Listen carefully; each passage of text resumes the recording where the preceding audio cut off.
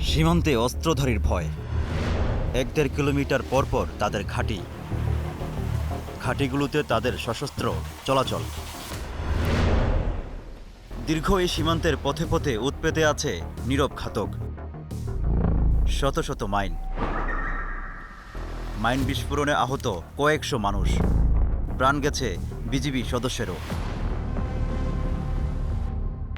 ওদের হাতে আটক শত শত জেলে। কারা এই গোষ্ঠী? কেন সীমান্তে ওদের সশস্ত্র প্রহরা? কি চায় তারা?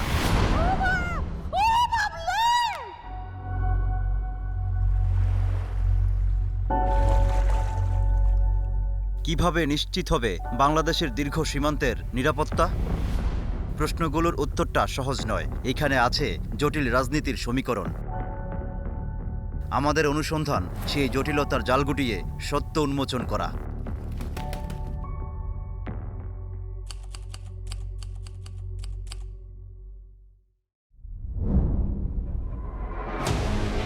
বাংলাদেশ মিয়ানমার সীমান্ত। যুদ্ধ বিধ্বস্ত মিয়ানমারের সাথে বাংলাদেশের সীমান্ত ২৭১ কিলোমিটার। এই পুরো সীমান্ত নিয়ন্ত্রণ এখন মিয়ানমারের বিভিন্ন সশস্ত্র বিদ্রোহী গোষ্ঠীর হাতে। এদের অন্যতম আরাকান আর্মি। কিন্তু কারা এই আরাকান আর্মি? কি চায় তারা? বাবার নাম কিনা? বাবার নাম বসতালি, মামার নাম সারাতু। স্বাধীন আরাকান রাষ্ট্র গড়ার লক্ষ্য নিয়ে ২০০৯ সালে কাচিন ইন্ডিপেন্ডেন্ট আর্মির সহায়তায় গড়ে ওঠে Arakan army. We fight for freedom. ২০১৫ সালে পালেতুয়া টাউনশিপে শুরু হয় তাদের সামরিক তৎপরতা। ২০২১ সালে মিয়ানমারের জান্তা সরকারের বিরুদ্ধে বিদ্রোহীদের যুদ্ধ শুরুর পর আরাকান আর্মিও জড়ায় এই যুদ্ধে। ২০২৩ থেকে ২০২৪ সালের ডিসেম্বর পর্যন্ত মিয়ানমারের জান্তা সরকারের সেনাদের সাথে রক্তক্ষয়ী যুদ্ধের পর রাখাইন রাজ্যের ১৭টি টাউনশিপের মধ্যে ১৪টি দখল করে নেয় আরাকান আর্মি।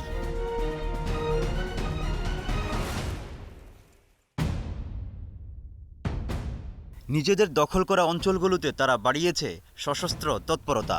বান্দারবানের তুমব্রু সীমান্তে অস্ত্র হাতে আরাকান আর্মির যোদ্ধাদের মহড়া। তাদের হাতে হাতে অত্যাধুনিক অস্ত্র। যোদ্ধাদের অধিকাংশই তরুণ, যুবক ও কিশোর। এই কিশোরদের হাতে AK-47 রাইফেল। এই অস্ত্র ব্যবহার হয় যুদ্ধক্ষেত্রে, কিন্তু এটি নেহাত কিশোরদের হাতে। আমরা যে জায়গাটিতে দাঁড়িয়ে আছি তার পাশেই আরাকান আর্মিদের ক্যাম্প। এই ক্যাম্পে গত ১ বছর আগে অবস্থান করছিল মিয়ানমার সীমান্ত রক্ষা বাহিনী। তাদেরকে হটিয়ে এই ক্যাম্পটি এখন দখলে নিয়েছে আরাকান আর্মিরা। বান্দারবান সীমান্ত জুড়ে আরাকান আর্মির ঘাঁটি। সীমান্তের ১-১.৫ কিলোমিটার পরপরই কোনো না কোনো ঘাঁটি। এইসব ঘাঁটিতে অস্ত্র হাতে ২৪ ঘন্টায় পাহারায় থাকে আরাকান আর্মির যোদ্ধারা। ঘাঁটির চৌকিগুলোতে দেখা যাচ্ছে তাদের পতাকা। একটি ঘাঁটিতে চোখ পড়ল আমাদের, যেখানে বেশ কজন তরুণ যুবকের আনাগোনা। কিন্তু তাদের প্রায় সকলেই পঙ্গু। কারো হাত নেই, কারো বা পা। আরাকান আর্মির একটি সূত্র বলছে, মিয়ানমারের জান্তা সরকারের বাহিনীদের সাথে যুদ্ধে অঙ্গ হারানো তরুণদের রাখা হয়েছে এইসব ক্যাম্পে। এই ঘাঁটিটি ব্যবহার হচ্ছে ওদের পুনর্বাসন কেন্দ্র হিসেবে। কিন্তু বাংলাদেশের গা ঘেঁষে যখন এই সশস্ত্র গোষ্ঠীর তৎপরতা, তখন প্রশ্ন উঠেছে দেশের নিরাপত্তা নিয়ে। কারণ আরাকানিদের এই তৎপরতা কেবল তাদের দখল করা ভূখণ্ডের ভেতরেই সীমাবদ্ধ নেই। সীমান্তের নজরদারি এড়িয়ে প্রায় তারা ঢুকে পড়ে বাংলাদেশে। এই দৃশ্য সাম্প্রতিক সময়ে। অস্ত্র হাতে আরাকান আর্মির কয়েকজন সদস্য ঢুকে পড়ে বাংলাদেশের সীমানায়। তাদের ঠেকানোর চেষ্টা করে বিজিবি। কালকে যদি আমি মিডিয়া প্রকাশ করি আরাকান আর্মি আমার দেশের মধ্যে আসছে, তোমরা তো দাঁড়ানোর জায়গা থাকবে না, ডিপলি মিডিয়া তোমরা কিচ্ছু পাবে না। কিন্তু উদ্বেগের কারণ হলো, তারা কেবল দেশের সীমানাতেই ঢুকছে না, সীমান্ত জুড়ে পুঁতে রাখে নীরব ঘাতক মাইন। সেই মাইন বিস্ফোরণে হতাহত হচ্ছে বাংলাদেশিরা। বিজিবির টহলের জন্যও ঝুঁকির কারণ হয়েছে এই মাইন। অথচ এইভাবে প্রাণঘাতী মাইন পেতে রাখাটা আন্তর্জাতিক আইনে পুরোপুরি নিষিদ্ধ। গেল এক বছরে মাইন বিস্ফোরণে আহত হয়েছে অন্তত ২৬ জন, নিহত একাধিক। গেল অক্টোবরে মারা গেছেন একজন বিজিবি সদস্য। মাইন বিস্ফোরণের বেশি ঘটনা বান্দরবানের নাইক্ষ্যংছড়ি সীমান্তে। হতাহতের সংখ্যাও এইখানে বেশি।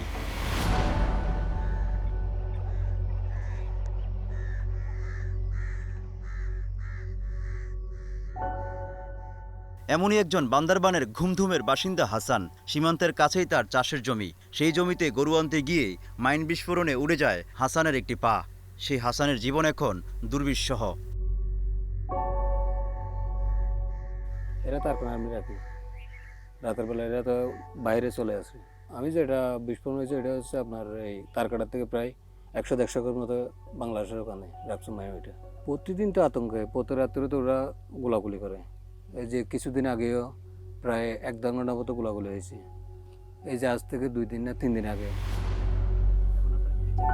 তুমরুর এই ব্যক্তির বাড়ি বাংলাদেশ মায়ানমার সীমান্তের শূন্য রেখায়। বাড়ির উঠানের পাশেই তার কাটার বেড়া, তার পাশে আরাকান আর্মির ক্যাম্প। ঝুঁকিটা বলার বাকি থাকে না। সবসময় তো এনে ভয় তো থাকে, ভয় তো থাকবে। এখানে বর্ডার যখন গোলাগুলি যখন হয় আমাদের কিছু ভয় লাগে, সেটা ভয় থাকে আর ২০২৩ সাল থেকে রাখাইন রাজ্যে জান্তা সরকারের সেনাদের বিরুদ্ধে যুদ্ধ শুরু করে আরাকান আর্মি। এই রাজ্যকে ঘিরে একটি স্বাধীন আরাকান ভূখণ্ড প্রতিষ্ঠা করতে চায় তারা। রাজ্যটির বেশিরভাগই এখন তাদের নিয়ন্ত্রণে। মূলত এরপর থেকেই বাংলাদেশ সীমান্তে বেড়েছে মাইন বিস্ফোরণের ঘটনা। মাইন যেভাবে পুঁতে রাখার আন্তর্জাতিক নিয়মাবলী আছে, সেগুলো এখানে একেবারে ফলো করা হচ্ছে না। কাজে না করার কারণে আমাদের যে বেসামরিক জনগোষ্ঠী, তাদের উপর একটা জীবনের উপর হুমকি, এবং আমাদের নিরাপত্তার যে ধরনের পরিস্থিতি থাকা দরকার আমাদের সীমান্ত অঞ্চলে, সেটা বিঘ্নিত হচ্ছে। কাজে আমাদের নিরাপত্তার জন্য হুমকি। কাজে আরাকান আর্মির অনেক কর্মকাণ্ডে আমাদের জন্য একটা বড় ধরনের চ্যালেঞ্জ বা হুমকি হিসেবে আছে।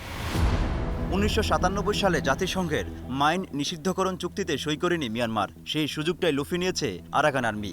দেশটির সামরিক বাহিনী থেকে সশস্ত্র গোষ্ঠী এক পক্ষ অন্য পক্ষকে দমন করতে বাড়িয়ে দিয়েছে মাইনের ব্যবহার।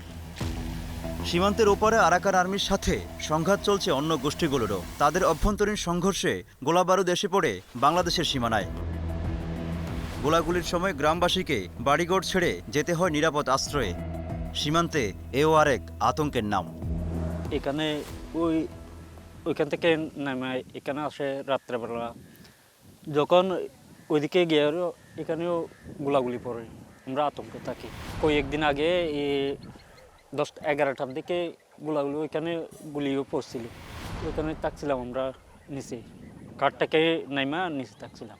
আমরা এখানকার বিডিবির সদস্য বা কমান্ডার আমি, যে আমাদের পাশে মায়ানমার ক্যাম্প একদম পাশে, আমাদের পাশে। এখানে যদি কিছু করলে আমাদের খুব ভয় লাগে, খুব আতঙ্কের মধ্যে থাকি। যখন সন্ধ্যা হয়ে যাবে সবার মনে একটা কে লাগে, ভয় লাগে। এ তো গেল স্থল সীমান্তের কথা। নাফ নদীর জলসীমার অবস্থা তাহলে কেমন? আমি এখন যে জায়গায় বসে আছি সেটি নাফ নদী। এক পাশে বাংলাদেশ, আরেক পাশে মিয়ানমার সীমান্ত। ঠিক এই নাফ নদীতে পালংখালীর আঞ্জুমান পাড়ার 5 জন জেলে মাছ ধরতে এসেছিলেন। তখন তাদেরকে আরাকান বাহিনী অর্থাৎ আরাকান আর্মিরা ধরে নিয়ে যায়। এরপর একজনের গুলিবিদ্ধ মরদেহ পাওয়া গেলেও বাকি 4 জনের এখনও কোনো হদিশ মিলছে না।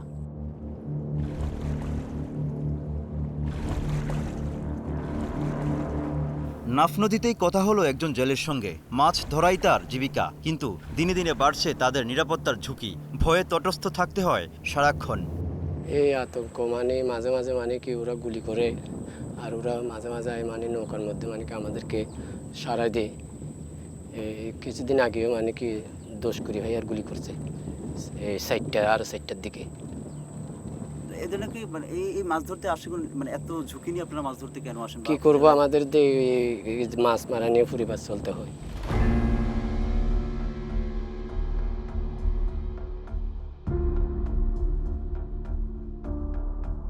এখান থেকে ঠিক 2 কিলোমিটার দূরে যেতে চাই আমরা।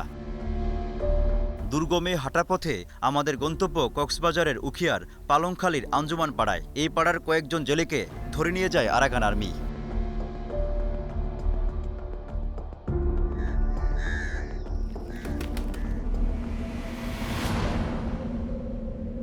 শান্তশিষ্ট এই নারী, তার চোখে মুখে 10 জন মায়ের প্রতিচ্ছবি।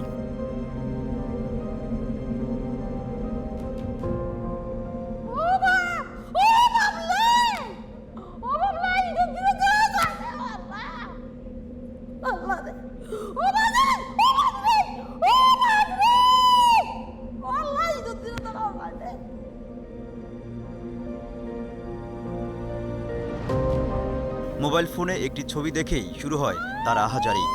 ছবিটি তার সন্তান ইউসুফের। বছরখানেক আগে নাফ নদীতে মাছ ধরতে গেছেন, কিন্তু আর ফিরে আসেননি।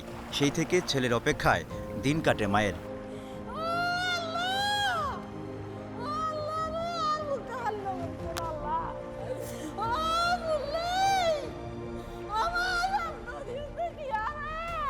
এই ছবিও তার হাতে এসেছে মাস 6 পর, কারণ ছেলের ছবি দেখলেই ঠিক থাকতে পারেন না এই মা।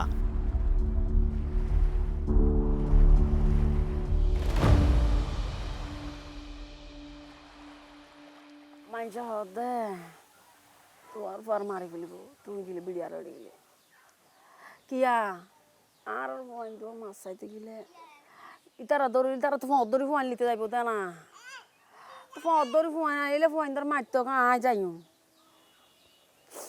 মানুষের তো মারি ফেলিব হয়। আয় লুকাই থাকি ও মায় ফুয়া পাইলে আয় শান্তি আয় তলে নযাইম, বিড়িয়ার নযাইম বলি হ্যাঁ নযাইম।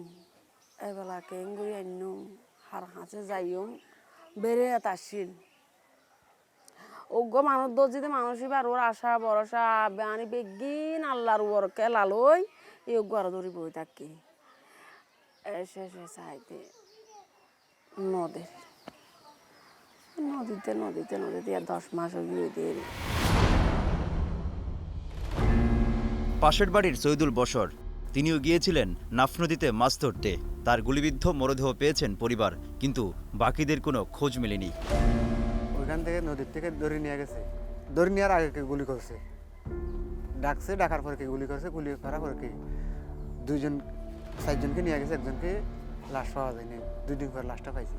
ওরা সবসময় 8টার দিকে চলে আসে, তখন 10টায় যখন চলে আসতেছে না তখন কি আমরা খুঁজতে গিয়ে দেখতেছি কি লোকেরা ওইখানে মিয়ানমারে কোলে 2 জন লোক দেখছে, আরগুলো দেখা নেই, আর কারণ সাথে লাশ কেউ দেখা নেই, কি পানি থেকে বাসানো অবস্থা হয়েছে।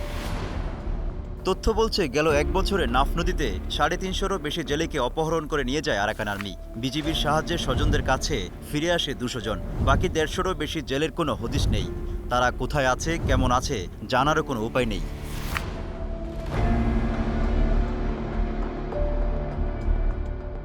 মায়ানমার জান্তা বাহিনীর যে ক্যাম্প হচ্ছে সেই ক্যাম্পগুলিতে আরাকান আর্মি অবস্থান নিয়েছে বিদায় এখন আমরা মায়ানমার বাংলাদেশ সীমান্ত কিছু আরাকান আর্মি আধিপত্য বা বিস্তার আমরা দেখতে পাই। কারণ সরকার যাওয়ার সময় অনেক সময় তারা ভুল করবো, কারণ সীমান্ত তো নদী সীমান্ত তো আসলে এইভাবে নির্দিষ্ট করে সীমান্ত ডিমার্কেট করা যায় না যে এই অংশ মায়ানমার, এই অংশ বাংলাদেশ। ফলে তারা অনেক সময় মিয়ানমার অংশে চলে যায় এবং সেই ক্ষেত্রে মিয়ানমার আর্মি বা মিয়ানমার নেভি অনেক সময় আরাকান আর্মি আমাদের জেলেদেরকে ধরে নিয়ে থাকে। তো ধরে নিয়ে থাকলে আমরা তাদের সাথে আলোচনা করে যে এই ধরে নিয়ে যাক, তাদের সাথে আলোচনা সাপেক্ষে অনেক সময় আমরা জেলে থেকে ছাড়িয়ে নিয়ে আসছি। আরও কিছু জেলে আছে। কিন্তু কিভাবে আরাকান আর্মির সাথে যোগাযোগ রক্ষা করবে বাংলাদেশ? দ্বন্দ্ব সংঘাত যাই থাকুক, রাষ্ট্রের সাথে রাষ্ট্রের যোগাযোগের নানা উপায় থাকে কূটনৈতিক চ্যানেল। কিন্তু আরাকান আর্মি এখন রাষ্ট্রহীন এক গোষ্ঠী, কূটনীতির ভাষায় নন স্টেট অ্যাক্টর, যাদের রাজনৈতিক বা সামরিক অবস্থানও বিশ্বের কাছে স্পষ্ট নয়। ওদের তৎপরতা অনেকটাই গোপনীয়তার পর্দায় ঢাকা। বিজিবি স্বীকার করলেন মাঠ পর্যায়ে আনঅফিসিয়াল যোগাযোগ রাখতে হয় তাদের সঙ্গে। আরাকান আর্মির সাথে আমাদের ফর্মাল যোগাযোগটা নেই, কারণ যেহেতু তারা কোনো সরকারি বাহিনী না, কিন্তু ইনফর্মাল কিছু যোগাযোগ আছে। যদি ভুল করে কিংবা ইচ্ছা করে কেউ ঢুকে যায় বাংলাদেশের ভিতরে, আমরা পুশব্যাক করে দিই। তবে কি প্রতিবেশী দেশের অভ্যন্তরীণ সংঘাতের প্রেক্ষাপটে নিরাপত্তার ঝুঁকিতে বাংলাদেশ? কিভাবে সম্ভব এই নন স্টেট অ্যাক্টরের সাথে যোগাযোগ রক্ষা করা? মিয়ানমার রাষ্ট্র হিসেবে আমরা যখন স্বীকৃতি দেই, সেখানে একটি অঞ্চলের যারা নিয়ন্ত্রণ নিয়েছে তাদের সাথে রাষ্ট্রীয়ভাবে যোগাযোগ করাটা একটা কূটনৈতিক একটা সমস্যা রয়ে গেছে। তবে এখানে যেটা করার প্রয়োজন হবে যে বাস্তবে মাঠ পর্যায়ে যে পরিস্থিতি আছে সেটাকে আমাদের অনুধাবন করে তাদের সাথে একটা সরাসরি যোগাযোগ স্থাপন করতে হবে। মাঠ পর্যায়ে যারা কাজ করে তারা কিন্তু যোগাযোগটা করত, কিন্তু বর্তমানে আরাকান আর্মির পক্ষ থেকে এক ধরনের মনোভাব প্রকাশ করা হয়েছে যে আমরা এখন রাষ্ট্রের সমান প্রায়, কাজে আমাদের যোগাযোগ এই মাঠ পর্যায়ের ব্যক্তিদের সাথে আমরা যোগাযোগ স্থাপন করে আমরা সীমিত রাখতে চাই না। আমাদের এই ব্যাপারে আমাদের রাষ্ট্রীয় নীতি এখনই নির্ধারণ করতে হবে আমরা কিভাবে তাদের সাথে যোগাযোগ করব, কিভাবে আমাদের সম্পর্কটা আমরা পরিচালনা করব। আরাকান আর্মির বিরুদ্ধে নানা অভিযোগের বিষয়ে জানতে বাহিনীটির প্রধান তুলমিয়াত নাইংয়ের সাক্ষাৎকার চেয়ে কয়েক দফা ইমেল করার পর তারা অভিযোগের বিষয়ে নির্দিষ্ট কোনো উত্তর দেয়নি। তবে আরাকান আর্মির পক্ষ থেকে জানানো হয় এসব অভিযোগ একপাক্ষিক, সীমান্তে রোহিঙ্গা সশস্ত্র গোষ্ঠীগুলো মাইন পুঁতে রাখে বলে উল্টো অভিযোগ করেন তারা।